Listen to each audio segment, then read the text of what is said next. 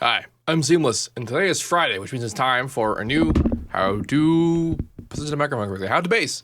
And today I'm going to show you how to make this sound.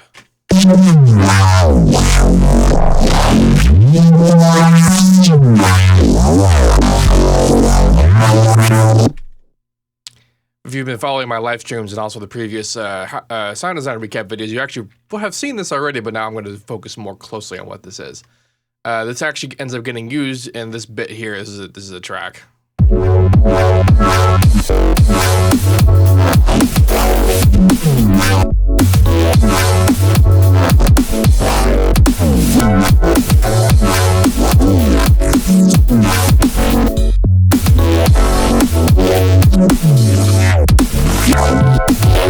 Good times. Let's talk about this bass. Where it even is. All right. So this is pretty regular stuff, but there's actually one big conceptual sort of difference in this from previous ones. And that is what this EQ is doing before this distortion.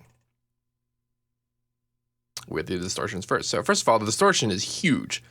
Normally my distortion is kind of like regular, like, saturation kind of like this, but I just pulled it over really hard to make it just almost completely fuzz. Completely fuzz would be if this were just like a straight line going up there, but this is almost entirely fuzz. This EQ is actually before that distortion. I put it in there after I put in the distortion, but this is why it's in the list separately. This EQ is this EQ right here. So the point of this EQ is that I'm actually applying some things that I figured out when I was briefly into doing hardstyle kicks. And this is essentially that if you have a big old peak before distortion, you get a particular interesting sound. The thing is, though, is that you end up having, obviously, it's not balanced anymore. Even if it's being distorted and limited, those frequencies are going to react very interestingly and have a very interesting tone. But if you do that, and then in the very next EQ, where I'm also doing modulation, I also have a big old notch. Not really, actually literally a notch, but it's a peak filter that's being bringing down that same section of frequencies that occupied the big peak here. Among other things like the EQ modulation or whatever.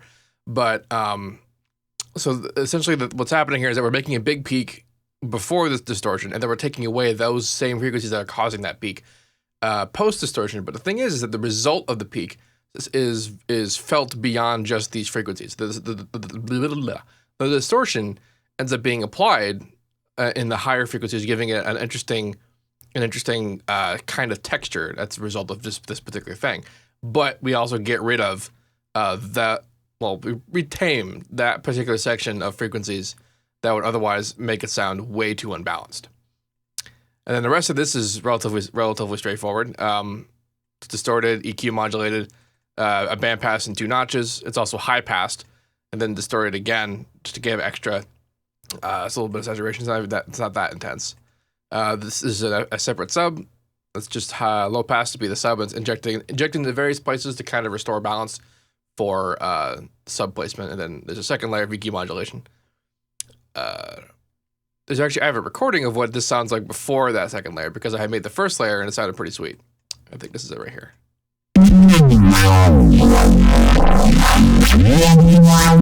So that's just the first layer of that patcher without the second layer of EQ modulation. Here's the second layer of EQ modulation. It's a lot of fun. A lot of good stuff.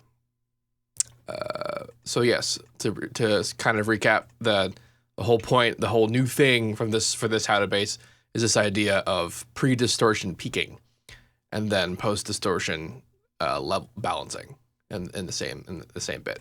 These three guys here.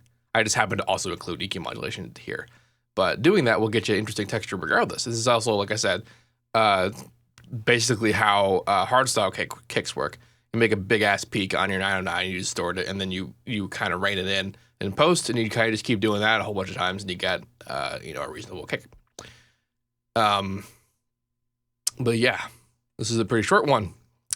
I guess I'll put this patcher up here. You can download this. If you have any questions about any of this, let me know. And as usual, have a nice day.